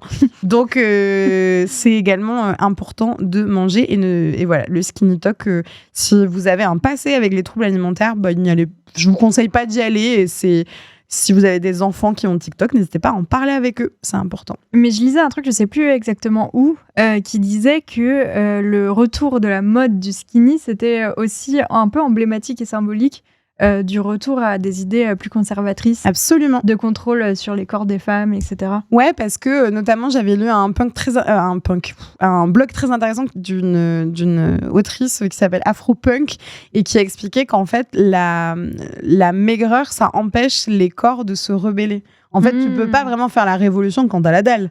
Tu vois ce que je veux dire? Et le fait de demander, notamment aux femmes, d'avoir un corps petit, fin, fragile, augmente aussi leur capacité à être domestiquées. Et donc, du coup, il y a des liens très, très forts, y compris même quand on regarde le fascisme italien des années 30 sur la question du rapport au corps masculin et du rapport au corps féminin. Il y a des gros liens entre grossophobie et fascisme dans tous les cas. Donc, d'accepter les injonctions et les contraintes. Exactement. Donc, il y a une utilisatrice sur TikTok qui a dit un truc moi qui m'a beaucoup fait du bien, qui m'a dit je pense qu'en ces temps troublés, rester dans son poids et notamment rester gros si on l'est, c'est un acte de résistance. Voilà, j'essaye de me consoler là-dessus parce qu'en fait, c'est vrai que ce truc du skinny talk, on le voit un peu partout et c'est un peu lourd. Fatigant. C'est un peu lourd quand t'as vécu des troubles alimentaires, quand t'as des proches qui ont pu en vivre et où quand tu as un physique qui ne fait pas partie des normes, ça peut être un peu lourd. Donc voilà, mangez ce que vous voulez. C'est très très bien. Merci Pauline. Tu voulais aussi nous parler de Pikachu, nouvelle icône politique. Mais absolument. Et ça c'est un peu plus drôle déjà. Est-ce que vous saviez que Pikachu était un révolutionnaire? Enfin plutôt son image est devenue un symbole révolutionnaire en Turquie. Alors ça tout commence le mois dernier, à la moitié du mois de mars 2025, en Turquie, après l'arrestation du maire d'Istanbul. Ekrem İmamoğlu, il est accusé de corruption, mais c'est surtout le principal rival du président turc Erdogan, qui n'est pas connu pour son grand respect des droits humains et démocratiques. Après cette arrestation, il y a des manifestations qui s'organisent un petit peu partout dans le pays, en commençant par Istanbul, et la police anti-émeute charge assez violemment les manifestantes. Et selon le ministère de l'Intérieur turc, il y a 1400 personnes qui auraient été arrêtées dans ces manifestations, rien que la première semaine de manifestation. Donc ça fait quand même du monde. Sauf qu'il y a une vidéo qui fait le tour d'Internet, et pas que en Turquie, c'est celle d'un manifestant déguisé en Pikachu qui fuit la police avec une foule de manifestants à Antalya, qui est une ville turque. Et donc, on le voit, regardez. En fait, vu que le costume est hyper grand, ça fait comme s'il faisait des tout petits pas. Mais oui. Et donc, cette vidéo commence à tourner partout sur Internet. Et le manifestant, et du coup son costume, devient un symbole de cette protestation, notamment de la jeunesse, face au président turc. Pendant les manifestations, on scande son nom, on l'applaudit. Regardez, c'est une vraie resta. On se prend en photo avec Pikachu. Et ça a pas mal énervé les soutiens d'Erdogan, notamment un acteur qui s'appelle Hasan Kassan, qui a vu un happening organisé et il a déclaré « Tout cela est un travail d'agence spécialement conçu. C'est une tentative de rendre l'anarchie et le vandalisme mignons aux yeux des jeunes. » Le Japon a encore frappé. Hein. C'est kawaii de faire la révolution. Alors, il n'a pas fallu beaucoup... c'est moi qui te l'ai envoyé. Ouais, elle est incroyable.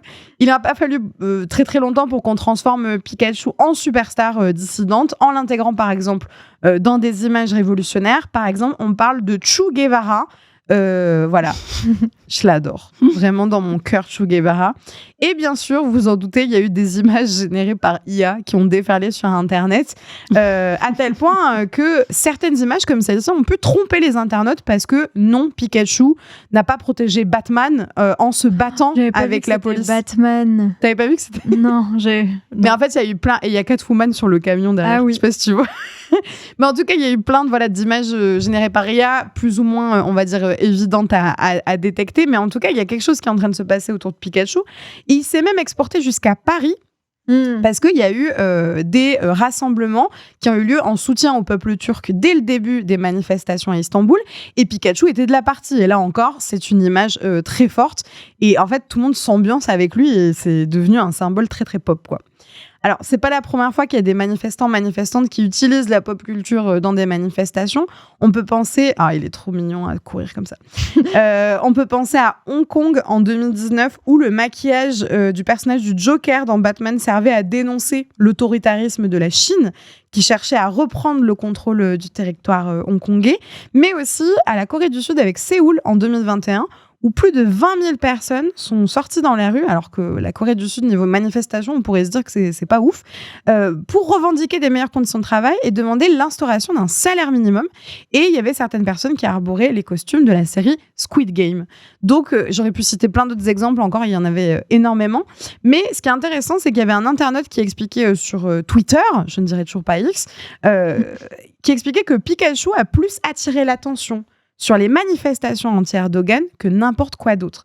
Et c'est vrai, en fait. Et du coup, ça vient à poser une question hyper intéressante sur notre regard d'abord occidental et eurocentré sur qu'est-ce qui se passe ailleurs dans le monde, mais aussi sur l'attention médiatique qui va être donnée que quand il y a des symboles de pop culture principalement occidentaux qu'on connaît, etc., et qui ne doivent pas faire oublier les raisons pour lesquelles elles sont apparues. C'est-à-dire, très fun de parler du Pikachu des manifs turcs, mais ça vient à s'interroger de pourquoi on ne parle pas plus des manifs turcs, et est-ce que en fait, les manifestantes sont obligés de passer par des symboles, on va dire, ironiques, de pop culture, etc., pour pouvoir faire connaître leur mobilisation. Donc ça pose plein de questions là-dessus. Mais la question de la mémification de la vie politique, bien sûr, elle est hyper importante parce que tu peux dire qu'il y a des partis qui ont réussi à gagner énormément de soutien grâce à des edits sur TikTok. Absolument. Avec des montages un peu travaillés, etc. Mais quelle est la qualité de cet engagement derrière aussi? Bah ouais, c'est ça. Et comment est-ce que tu parviens à faire basculer le truc pour partager tes idées et faire comprendre ton message politique, etc. Parce que ça vaut pas le coup d'être cool si si tu récupères pas des militants derrière, quoi. Oui, et puis ça pose aussi, moi je trouve plein d'interrogations sur, dans cette mémification, de à quel point le truc est éphémère. C'est-à-dire, si demain il n'y a plus de manifestants déguisés en Pikachu qui se baladent dans les rues à Antalya ou à Istanbul, est-ce que les médias internationaux vont continuer à s'y intéresser ? Sans doute que non. Et donc en fait, c'est ça qui est très triste aussi, c'est l'espèce de captation médiatique et même d'internet sur un instant et une instantanéité de quelque chose, et on va passer à autre chose derrière. Il y a le truc aussi, le rapport au masque. Alors je sais pas en Turquie, mais à Hong Kong, il y a eu énormément d'utilisation de parapluies pendant les révolutions et de masques, etc. aussi pour contrer la reconnaissance faciale en fait, qui peut être utilisée pendant les manifestations. Avec des lasers aussi. Les lasers. Des images très très belles. Avec des parapluies et des lasers, et des miroirs comme ça pour essayer de flouter. Donc c'est intéressant et je pense que ça pose plein de questions. Mais quel plaisir de voir ce Pikachu quand même les petits pas sont très mignons. Pas comme ça. Et Pikachu à Paris avec le drapeau turc. Vraiment magnifique. Et petite mention spéciale, est-ce que tu connais... Héloïse, bah oui, le poisson Steve. Bah oui, je connais le poisson Steve. Est-ce que tu connais le poisson Steve ? Alors, le poisson Steve, je vais demander à Sylvain de la passer avec le son. C'est une petite chanson qui est interprétée par l'artiste Tomo et qui est animée par l'illustratiste Vix. Steve, le poisson Steve. Et il est tellement mignon. Il est orange. Voilà, c'est une petite chanson qui a été balancée sur TikTok il y a quelques semaines. Et ça a été remixé à toutes les sauces musicales possibles. Donc on a le poisson Steve bossa nova, on a le poisson Steve jazz, on a le poisson Steve metal, ma préférée. On l'a en lo-fi, etc. On l'a en pâte à modeler, on l'a en crochet, on l'a en stop motion. Voilà. Et c'est ma petite obsession du moment. Et en fait, je trouve ça très drôle de voir, parce que ça a vraiment été créé par des artistes indépendants français, quoi, deux potes qui se sont mis ensemble et qui ont créé ce petit banger. Et c'est très drôle de voir des Américains sur TikTok dans leur chambre qui juste baladent, ils disent le poisson.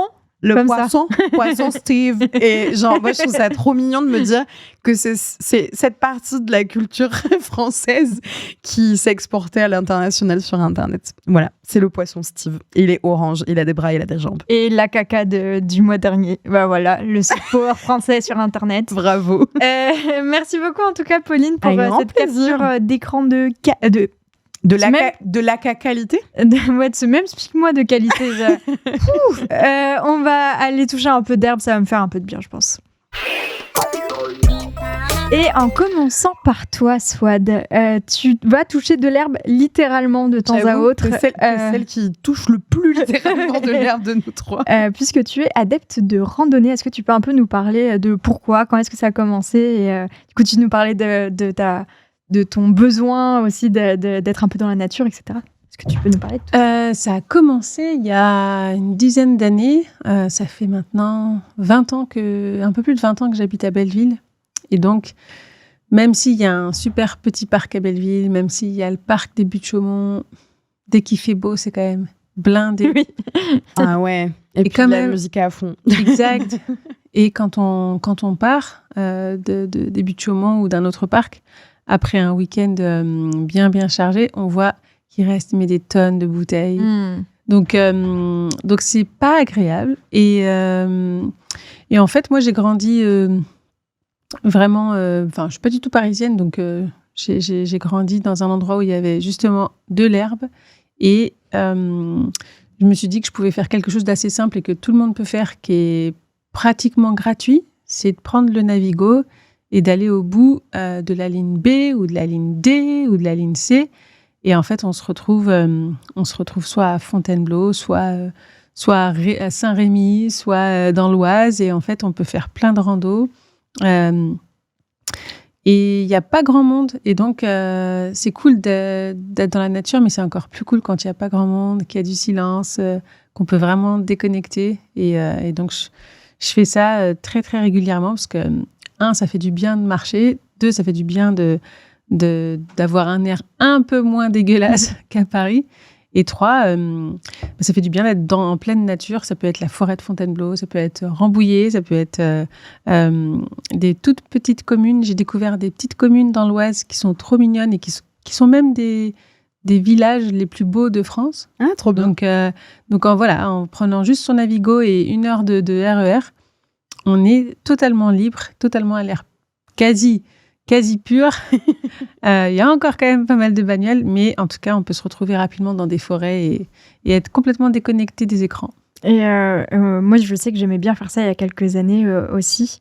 Et sur Internet, il y a plein de sentiers de randonnée qui sont indiqués en fonction de la longueur du trajet que vous voulez, de quel endroit vous partez, et avec même des circuits du coup qui vous font passer d'une gare à l'autre. Donc pas besoin d'aller faire l'aller-retour, vous profitez juste du paysage une fois. Exactement. Et il y a même des petites surprises. Il y a des gares qui proposent des choses qu'on ne sait pas tant qu'on n'est pas passé par là. Petit indice bretonneux. Ah oui, mais je crois que j'ai vu des TikTok là-dessus. Ah, il y a déjà des TikTok sur ça. Alors ça, c'est... Genre, on peut plus découvrir. Genre gare secrète, non? Ah, c'est ça. Je crois que j'ai vu passer ces trucs là-dessus. Et comme je randonne pas, moi, et que j'ai je randonne pas. Donc, je ne dévoilerai pas le secret. Ne vous inquiétez pas. Moi je trouve ça trop chouette. Et quand j'étais dans une période où je bossais beaucoup et tout, juste un samedi, comme ça, où tu coupes tout, tu pars avec une montre, comme ça, tu as ton téléphone et juste ta gourde et ton couteau. Ouais, mais je crois que j'en ai déjà parlé dans un Internet Exploreuse, mais ouais, c'était plus ou moins ça. Okay. Et oh là là, rien de mieux que de faire juste une sieste tranquille au milieu de ton chemin, c'est trop bien. Et le plus fort, c'est quand tu prends pas ton portable et que tu ne prends pas tu n'ouvres pas le GPS. C'est quand tu continues. Tu le perds, quoi. Exactement. Tu fais confiance à ta mémoire. Exact. Tu fais confiance à ta mémoire. Ou alors, tu prends juste les chemins balisés et tu les gères. Comme ça, après, faites attention quand même, évidemment. Oui. Et ne partez pas à la tombée de la nuit. Par exemple. Dans les ours, dans la forêt. Okay. À des endroits où il y a des sangliers. Par exemple. Par exemple. Moi, je voulais vous parler... Alors, c'est pas tellement une recommandation, c'est plus des questionnements que j'ai en ce moment. Si vous êtes auditeur du fameux podcast Conf de Rédac, disponible pour nos abonnés Patreon, n'oubliez pas patreon.com/origamimedia.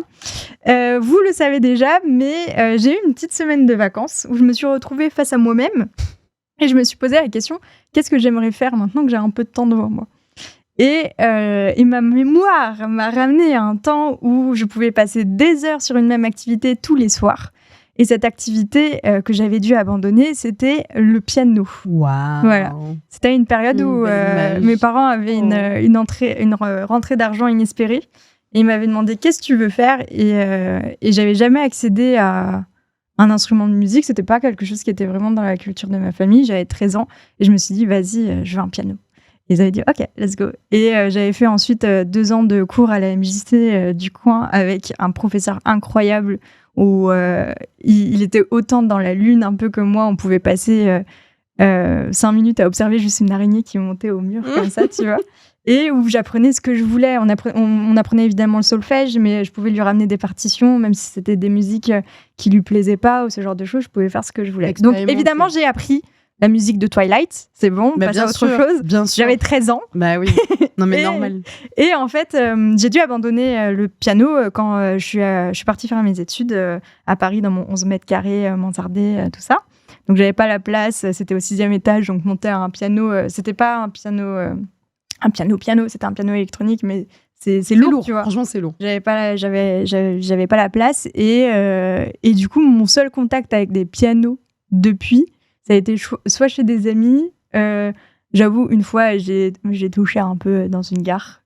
Voilà, ouais, ça fait partie des gens qui... Une fois. Piano en gare. Et j'ai pas aimé l'expérience. Ça fait... On m'entend. Ah ouais. On m'entend. Et du coup, j'ai voulu un peu renouer avec ça. Et miracle, vraiment un miracle, il y a un ami d'amis qui faisait plus de piano chez lui, il en avait un, et qui m'a dit, bah, je te le passe quand j'aurai envie de me relancer. Et donc, je me retrouve avec un piano en vacances chez moi. Et là, je me retrouve face à une angoisse terrible. Celle de me dire, OK, là, je suis devant mon piano, ça fait 10 ans que j'en ai pas fait. Ça se trouve, je suis nulle, mais surtout, ça se trouve, je vais plus kiffer, en fait.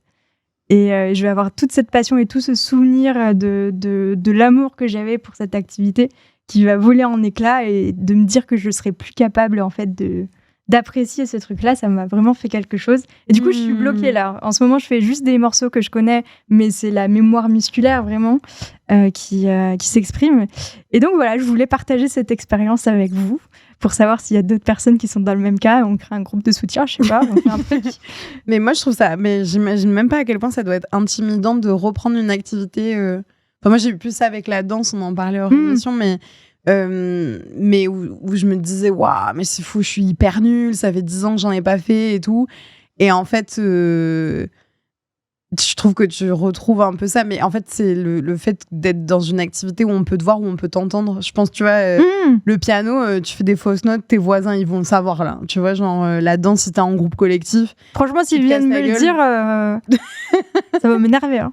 Non, mais tu vois, je pense qu'il y a un truc de retrouver la confiance aussi, de pratiquer et de se sentir libre corporellement et intellectuellement, de pouvoir pratiquer et commencer des trucs. Ouais, et d'arrêter d'avoir des attentes vis-à-vis d'une activité. La tu vois. perfection. Ouais. Non, faut y aller sans réfléchir. Ouais. C'est marrant ce que tu partageais sur la danse, parce que ça faisait hyper longtemps que j'avais pas fait de danse, et je suis allée à un cours et j'étais... T'étais un peu stress en arrivant ou pas? Si, complètement. Ah Vraiment. ouais, ok. Et en plus, il y avait tous les âges, donc... Et j'étais un peu rouillée, mais quand même, ça fait tellement du bien une fois qu'on s'est juste laissé aller. Donc, faut y aller sans réfléchir. En plus, là, je suis en train de jouer à un jeu avec de très belles compositions musicales au piano. Et du coup, ça te donne envie. Oui, mais j'ai pas le droit de dire ce que c'est, mais ça va être trop bien. Ah, mais c'est Et génial. ouais, ça me donne grave envie. Il faut juste que je passe le pas. Le je pas vous dirais. d'être flippé, tu veux dire? Ouais. Et de voir si ça me plaît toujours. Est-ce que le fait de le dire à Internet Exploreuse, est-ce que c'est une manière de dire là maintenant j'y vais? Non, parce que si j'ai des commentaires le mois prochain, je ferai comme si je n'avais jamais joué de piano comme de s'il ta vie. n'existait. Ouais, piano quoi. Je connais pas moi. Le quoi? Le non, je connais pas. Le non. piano. Ok. Mais moi, je suis fière de toi, Héloïse, parce que je sais que c'est pas facile de reprendre une activité. Bah oui. Quand on est adulte. En tout cas. Ouais, bah écoute, je vais essayer. Hein. Mais faites comme si j'ai rien dit, au cas où je pourrais. Rappelez-moi le piano. Non. Et toi, Pauline, tu voulais nous parler d'une de tes lectures du moment. J'ai trouvé le livre qui fait que je ne peux plus lire autre chose. Voilà, j'ai lu un livre et je ne peux plus lire depuis que je l'ai fini. Et c'est 2 amis qui m'ont conseillé. J'ai la chance d'être amie avec une libraire. Et ouais, la classe. Qui m'a dit, lis ça. Et j'étais là, je vois l'épaisseur du truc. Je me dis, non, c'est trop gros. Puis j'avais dit que j'arrêtais de lire des choses qui n'étaient pas des fictions. Parce que le réel était déjà assez dur. C'est meilleur d'aller dans des mondes un peu différents, quoi. En tout cas, de pas lire du réel, quoi. Et puis, j'ai commencé. Mon vrai nom est Elisabeth de Adèle Lyon. Alors, peut-être que vous en avez entendu parler, déjà parce que sa couverture est un peu singulière. Et d'autre part, parce que Adèle Lyon, elle est en train de rafler tous les prix littéraires ces derniers temps. Il faut savoir qu'Adèle Lyon, elle est pas écrivaine, en fait. Elle est pas autrice. Elle est cuistot. Ok. Et en fait, ce livre, Mon vrai nom est Elisabeth, c'est une enquête sur son arrière-grand-mère qui a été une des premières femmes en France à être lobotomisée. Donc là, tu te dis, wow! Et en gros, c'est un livre qui mi-essai, mi-témoignage, mi-archive médicale, mi-retranscription d'entretien avec toute sa famille. Et en gros, c'est elle qui arrive à l'âge de 30 ans et qui se dit, j'ai peur d'être folle, comme cette femme dont on m'a parlé, cette femme de la famille. Et en fait, je trouve que ça résonne, je pense, avec beaucoup d'histoires familiales t'as des histoires dans ta famille comme ça, d'arrière-grande-tante, d'arrière-grande-cousine, grand-mère et tout, qui... Voilà, elle était un peu folle, elle était pas bien dans sa tête. Et en fait, ça montre aussi les violences psychologiques, comment on traitait en fait ce qu'on appelait l'hystérie auparavant des femmes et comment on psychiatrisait en fait la souffrance des femmes. L'hystérie, ils pensaient que c'était parce que l'utérus il montait au cerveau. Ouais, c'est ça. Il remontait, il faisait... Exactement. Donc, et du coup, ces histoires, on utilise le terme folle pour désigner des souffrances psychologiques qui n'ont jamais été traitées. Genre la dépression postpartum, la ménopause, ou juste des troubles en fait anxieux ou dépressifs que toute personne peut vivre dans sa vie, peu importe son genre et son... enfin voilà, des événements de vie, quoi. Et donc ce livre ça fait partie des livres où je n'avais pas envie de le finir parce que je savais que quand j'allais le finir, il était fini. Tu vois ce que je veux dire? Je vois que soit tu fais comme ça. Genre vraiment, ce genre de bouquin où tu te dis, mais une fois que je l'ai fini, qu'est-ce qui me... Voilà. Et je sais que je pourrais pas le relire parce que je sais ce qui s'y passe, mais c'est merveilleusement bien écrit, c'est très touchant, bien sûr. Ça parle de lobotomie, voilà. C'est pas fun comme sujet, mais je pense que c'est assez important et je pense que ça peut résonner avec beaucoup, notamment les girls. Voilà, je pense que ça peut... Et je l'ai adoré, il est vraiment super. Et est-ce que tu as un candidat pour le successeur ou pas à cette lecture, ou t'es encore en train de te dire comment passer à autre chose? Là, je pars en vacances demain, donc c'est très chouette. Et donc, j'ai mis dans ma valise un bouquin que tout le monde m'a conseillé, qui est L'Art de perdre de Alice Zeniter. Tout le monde m'a dit qu'il était très, très bien. Voilà. Mais le problème, c'est qu'on va crescendo comme ça, et je me dis, le prochain, tu sais, qui est nul, mais genre qui est un peu... Okay. Genre un livre, ok, ça, et c'est très bien de lire des livres, tu vois, ok, de temps en temps, des petits poches et tout. J'ai peur de tomber de très haut, tu vois ce que je veux dire, d'être un peu en mode... Des petits poches comme la sortie de ton bouquin en format poche. Par exemple... Vas-y, le moment promo, c'est pour toi. Mon livre est sorti en poche, c'est bizarre de dire. Mon livre est sorti en poche. De quoi il parle, ton livre, dis donc? Des masculinistes en ligne et hors ligne. C'est un livre qui s'appelle Former à la haine des femmes, qui est sorti en 2023, et tard l'époque, et maintenant qui est sorti en poche depuis mars. Et ce soir, on fait un peu la fête au Grand Contrôle, si vous voulez. Voilà, c'est tout. C'est bon, t'as invité tout le monde là, c'est bon. Ouais. Venez au Grand Contrôle, on fait la fête à 19h30. Voilà. Mais c'est ça. Voilà. Merci beaucoup à toutes les deux de m'avoir accompagnée sur cette émission. Merci. Merci à toi, Sylvain. Bonjour, Sylvain. Rebonjour, Sylvain. Merci beaucoup. Tu as été magistral. Magistral, c'est aussi l'objectif qui décrirait le travail de la modération sur cette émission. Oui. Merci beaucoup. Vous faites un boulot formidable. Merci également à toutes les personnes qui ont suivi cette émission. N'oubliez pas, si vous souhaitez qu'elle continue en saison 3, de vous abonner à patreon.com/origami-media. Vous le savez, Origami est un média indépendant qui vit principalement de vos soutiens. Donc, n'hésitez pas. Voilà, c'était le 8e épisode de la saison 2 d'Internet Exploreuse. On se retrouve le mois prochain pour continuer d'explorer Internet. Au revoir. Bisous. Bye.